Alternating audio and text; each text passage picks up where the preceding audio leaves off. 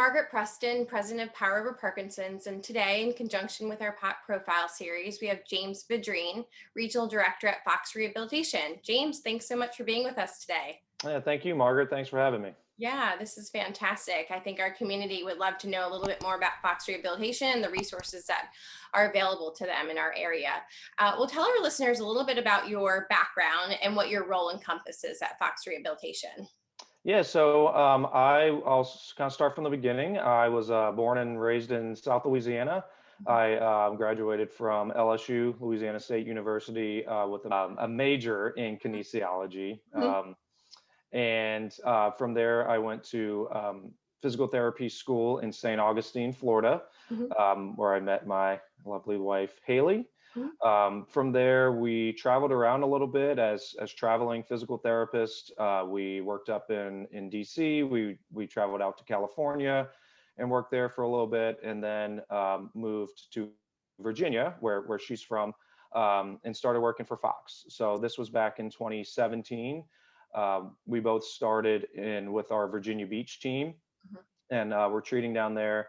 And then in 2018, we started our team in Richmond. So our Richmond team's been around for about 3 years. My role as regional director, I'm a physical therapist, but I also manage our team. So at this point, we have 30 clinicians between physical, occupational, and speech therapists.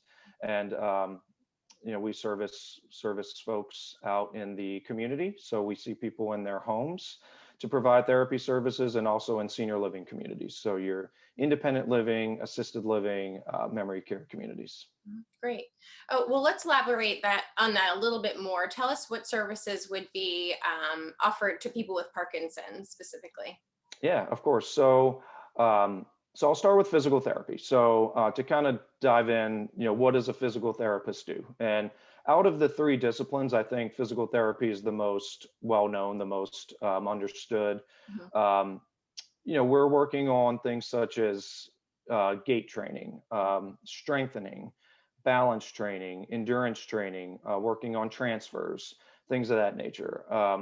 With folks with Parkinson's specifically, we're going to be working on more of those. We're going to be very detailed in our approach. So we're not going to just do the general strengthening exercises. We're going to target those specific impairments that someone with Parkinson's may have. So, we're really going to focus on trying to improve that hypokinesia, right? That those small movements, that shuffling gait that tends to happen through the progression of Parkinson's. So, maybe doing reciprocal movements. So as you flex your left hip, bringing your right arm up at the same time, working on big movements, high amplitude, high velocity. I'm sure most of our listeners are familiar with the LSVT program. We do have a lot of clinicians that are trained and certified. So, when we're seeing our Parkinson's patients, we're a lot of times implementing that program between physical and occupational therapy. And then on the speech therapy side of things, that LSVT Loud program. But, so specifically, back to physical therapy, we're always looking at what are the impairments, what are you having a hard time doing, and how can I help you achieve the goals you're trying to achieve, across all disciplines. Our goal is to always improve function, improve safety, and ultimately improve someone's quality of life. At the end of the day, that's what we're trying to do. Now, occupational therapy, a little different than PT. We're focusing, those clinicians are focusing more on your occupational-based activities, your activities of daily living. So things such as dressing, grooming, bathing, cooking, balancing your checkbook, handwriting, certain things like that, where, you're having a hard time completing those tasks. And maybe it is because, maybe you're not able to put your pants on because your balance is impaired. So we're always going to look at the functional activities that you're having trouble with, in assisting there. So OT is more of those activities of daily living. a good example would be maybe someone who's higher level is having a hard time in the grocery store, because when you're in the grocery store, it's not just a wide open area, right? You have your narrow lanes, you have people coming at you. You're having to dual task. Dual tasking is one of those things that tends to be impaired. And what I mean by dual tasking is doing more than one thing at once. So pushing your grocery cart, avoiding obstacles, and now reaching up for that can at the top shelf. How am I going to be able to pull all those things together? Um, that's something, kind of a real life example of something we would be able to help with. And that would be, kind of across all disciplines. And then kind of switching over to our speech language pathologist, our speech therapist. They're going to be working on things such as, the obvious one you would think about would be swallowing, right? There are a large portion of folks with Parkinson's disease have difficulty swallowing at some point in that progression, at a higher risk of aspiration pneumonia. So working on strengthening those swallowing muscles, techniques on how to swallow properly, perhaps coming up with compensatory strategies. And then on the other side of that is the cognitive piece. Speech therapists can work on helping to not necessarily bring that memory back or that cognitive function back, but working on strategies to help improve it and be safer and be able to accomplish the tasks that they want to be doing. So through all three of our disciplines that we provide, it's usually, in all cases with all patients, it's going to be a team effort. We're going to be working together on all of our specialties, looking at, again, what that patient can do, looking at what they're having trouble with, coming up with a plan on how to ultimately reach the goals of improving that quality of life. Yeah. Oh, it's nice to hear the three prongs and the connectivity between them all, and really all encompassing care in terms of touching each one of those three prongs. So thanks for sharing that. Yeah. I wanted to ask for our listeners, what would someone expect at that initial in-home intake appointment, and thereafter, and then what types of metrics are in place to see one's progress? Yeah, so whenever we start with a patient, we are going to do an initial evaluation. So that initial evaluation is basically our time to establish baselines. Again, kind of what are you able to do? Mhm. What are you able to do safely? What are you having trouble with? So we'll establish those baselines. We're looking at the functional activities that we're assessing. And then we also use functional outcome measures. So these are standardized tests. For instance, a 5-time sit to stand. So a 5-time sit to stand is how long does it take you to stand up and sit down from a chair 5 times, right? Mhm. So we'll time that. We'll establish that baseline, and that specific test is determining or telling us lower extremity strength. Now that's depending on what the score is, it will also tell us if you're at a higher risk of falling. So, and then we compare each patient's score to the normative values. So what on average can a 70-year-old male, how long does it take them to do? And let's compare it to your score. And then we'll establish goals that way. So it's always going to be, all of the testing that we're choosing is based specifically on that patient. So we have strength testing, balance testing, endurance testing, things of that nature. And over time, we're going to retest these tests that we're implementing to see how the patient is progressing. Throughout that plan of care, we're always going to be, we may have to change things. Maybe day one at that initial evaluation, it was harder for you to go up the stairs, but then as time went on, that got a little easier. We got to make it more challenging. We're always looking to challenge our patients, not just it's not just day one, hey, what are your goals? Okay, we're going to get you there and then leave. It's, Right. oh, we reached your goals. Well, let's go to that next level. Hmm. What is it that you were doing 5 years ago or 3 years ago or 6 months ago that you're having trouble with now? Let's get there. That may be out in the garden. That may be going back to church. That may be bowling, whatever it is. Hmm. We want to get that patient back to what they want to be doing.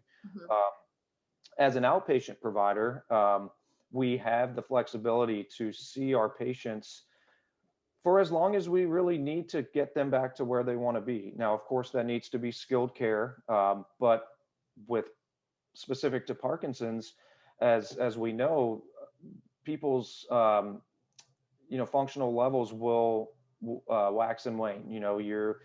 You may be having a good couple of weeks, and then things may, your functional levels may drop a little bit. So we're going to be riding that wave with all of our patients when they're at a lower level. What can we do? How can we educate the family members, the caregivers, the spouses on what can you be doing when this patient is at this level compared to, hey, I'm having a great day, a great week. How can we kind of, change our approach there? So, but throughout that plan of care, we're always going to be taking it one day at a time, what you're able to do that day, what you're having trouble with. And again, at the end of the day, we want to make sure that every patient can manage independently.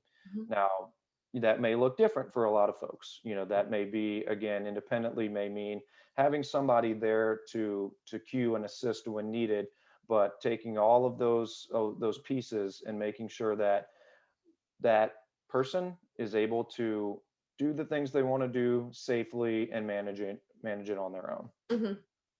So I wanted to elaborate a little bit more on the cognitive piece. You touched on that during our prior question, but cognition and cognitive impairment is certainly something that can accompany one of the symptoms of Parkinson's disease. So what would you tell someone with Parkinson's or their care partner who are a little hesitant to think therapeutical services, they think of traditional PT, are hesitant to think that there's a resource for those cognitive impairments? Can you elaborate a little bit on that? What would you tell those folks? Yeah, and I think that's a great question. I think the cognitive piece in Parkinson's is sometimes overlooked, Hmm. or you know, we don't realize that there are resources out there. There are people that can help. So, as I mentioned earlier, we aren't. I'm not going to sit here and say we're able to bring someone's memory back or bring someone's cognitive function back, but we're always on day one going to establish that baseline, see what is it that you want to be doing, such as, something, remembering to take medications, or, let's say this patient uses an assistive device such as a rollator and they're forgetting to lock the brakes, or they're forgetting to keep it close by when they're walking. We may be using external cues. So printing out a piece of paper that you're going to tape onto that rollator to say, hey, remember to lock your brakes. Hmm. Um, Working with the family members or the caregivers to say, hey, we're going to need to provide cueing, or we're going to need to provide some sort of compensatory strategy to help mom or help dad or help whoever remember that you need to take your medications at this time. So it's more of working on um, working together to figure out how are we going to accomplish the task that we're trying to get, someone to do, um, in a safe way and an effective way, and knowing when to cue, how to cue, working through that together. So, and again, I think that's a really important piece. Going back to, we always want to promote independence as much as we can. And that's a piece of it, because if you're forgetting to take your medications in the morning, as I'm sure you know, it will affect your day to day. That may lead to a much higher risk of falling or a much higher risk of decline. So it's a very important piece. Not, the functional piece or the exercise piece is something we tend to focus on, but that cognitive piece is very important, because with that progression, that is a piece that tends to progress as well, or becomes a little more challenging. So. Yeah, I think that's fantastic. I think it's definitely something that's overlooked, and a lot of people with Parkinson's or their care partners don't realize that there are resources out there. Again, not looking to necessarily reestablish memory, but how to put external factors in to positively impact it. Exactly. Yep. Great. So I'd be remiss not to mention COVID-19 in the interview. So I wanted to ask you, over the last year, and someone who's worked with people with Parkinson's, what type of role has the pandemic had on people with Parkinson's over the last year? Yeah, I think, and that's an excellent question because you know, we've we haven't missed a beat in through COVID. We've been seeing our patients. We we haven't stopped, right? And we've seen a lot of different folks establish or go through a lot of different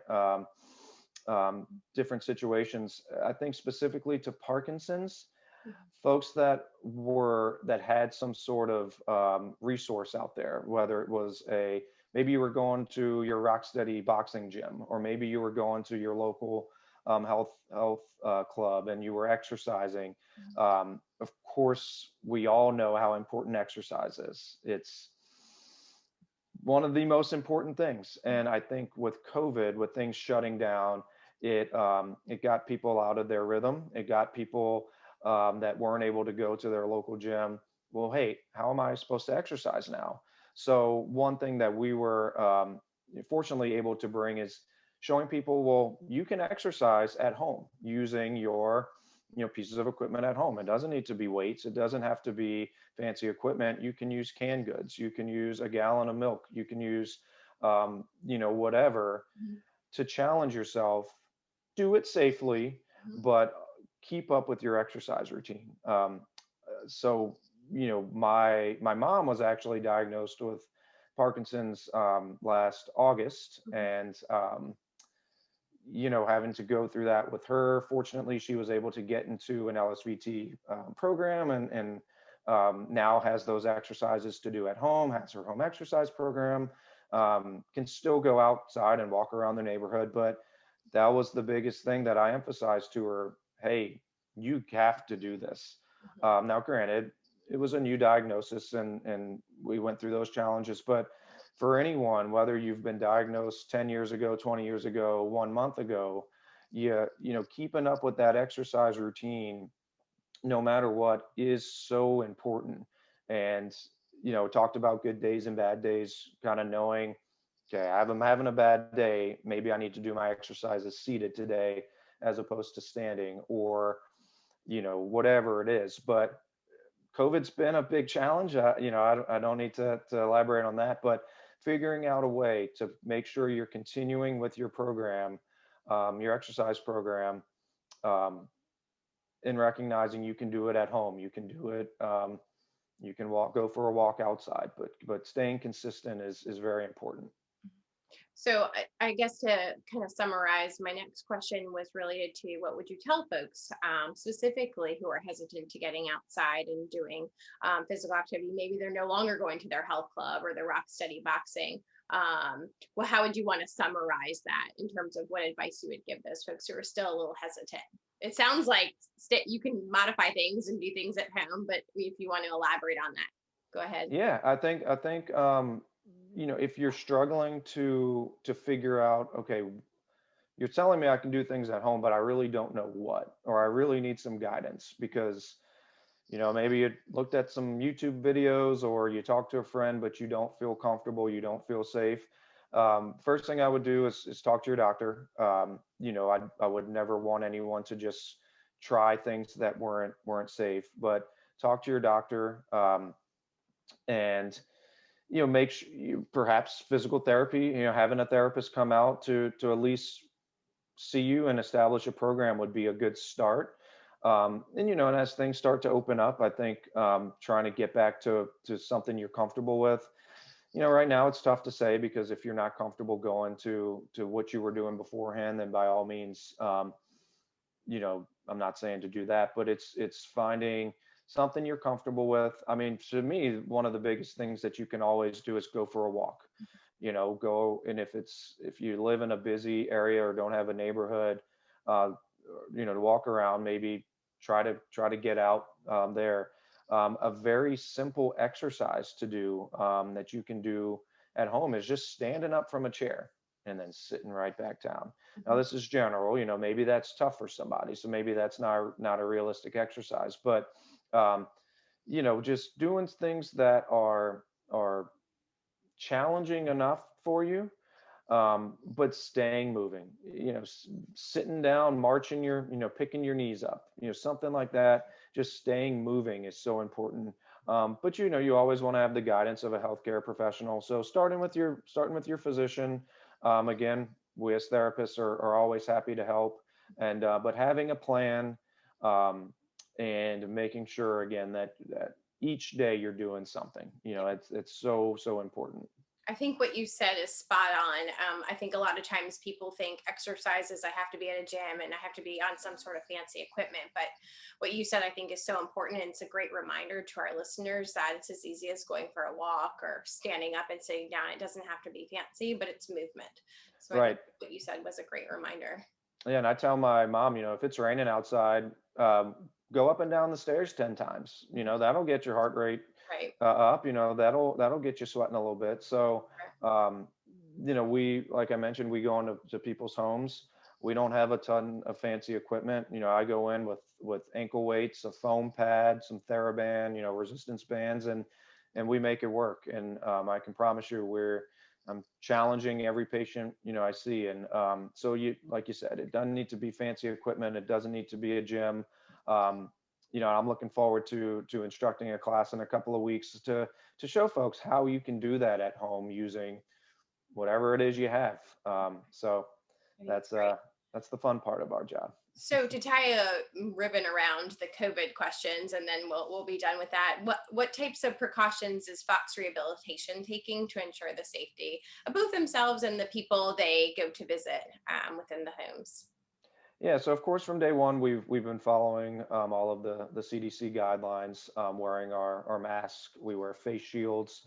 We'll wear gloves when appropriate. Fortunately, all of our clinicians have been vaccinated, fully vaccinated. So that's very exciting, a huge win. And now we're each day we're seeing most of our patients have been vaccinated. So, but we're still wearing all of our PPE. We all, when we enter a home, we're washing hands. Before we leave, we're washing our hands. We're wiping down all of our equipment. We used to say reuse our TheraBand, right? I'll use this blue band with multiple patients. We're leaving that. We're always giving it to patients, but now more than ever, this is your TheraBand. We're not sharing it with anyone. So we're being very careful, of course. Following all the CDC guidelines. So I will say that when in the beginning we've had a lot of hesitation of people wanting outsiders to come in, understandably, as the waves kind of come and gone. It's gotten better, gotten worse. We're now at a point where I think most people are comfortable. They know we're taking every precaution, and I think people have realized, physicians, family members, me and you, that the COVID pandemic has created a lot of people who stop moving, whether it's specific to Parkinson's or just older adults in general, or me or you, right? I know I got thrown off my exercise routine. You stop moving, and what that has led to is increased falls, increased hospitalizations that can probably could have been prevented outside of COVID. Just because people weren't moving. They've gotten weak, their balance has gotten impaired. So um, just making sure that if you're listening to this and you're like, hey, actually, that's me, talk to your doctor. Mhm. Please talk to your doctor, because the we've seen just a lot of functional decline through COVID that otherwise probably would have happened. Yeah. So, yeah, Yeah. The benefits of movement and physical activity and rehabilitation outweigh the risks, I think, associated with COVID, because COVID is temporary, knock on wood. Parkinson's is not. So it's a good reminder that you have to continue to manage the disease exactly. by way of movement. So as we conclude, James, tell us a little bit more about how our listeners can learn more about Fox Rehabilitation and get connected. Yeah, if you're if you're interested in learning more about Fox, you can go to foxrehab.org is our website. Um, Fox is actually in 22 states now. So if we have some listeners that aren't local to Richmond, you can look at our website and see if we cater or if we're set up shop at an area near you. Mhm. Um, and talk to your doctors and let them know, hey, I'm interested in whether it's therapy or just establishing some sort of program. Maybe you haven't gone through the LSVT program. I strongly encourage that. As I mentioned, we have a handful of clinicians that are certified that we would be able to take you through that program because through that, um, you have these exercises to do over time. It's something like my mom's exercises. That's what she does. She has the handouts. She does them every day along with, her other things. But um, I would visit our website if you haven't already. If your local physician hasn't really heard of us or they don't aren't familiar with us, just we can follow up with them. There's of course a phone number listed on our website. Give us a call. We'll get with your physician, get everything we need if you're interested in coming our route, and yeah, we'll send a physician out to your home wherever you live and get started. Fantastic. So for our listeners, we'll certainly provide that website information at the end of this presentation. And I also wanted to note to our listeners who are listening in a timely manner, in a couple weeks, James will actually be hosting a Parkinson's Activity League event, a PAL event through POP, at the Hunting Hawk Pavilion at 10 a.m. on Wednesday, April 28th. So if you're able to attend, reach out to us, visit our website. You can register there, and it's free to people with Parkinson's and their care partners, and it'll be led by James himself. So we hope you can attend that event. James, I want to thank you so much for being part of our Pop Profile series today. Yeah, and thank you. Thanks for having me. Wonderful. Thank you.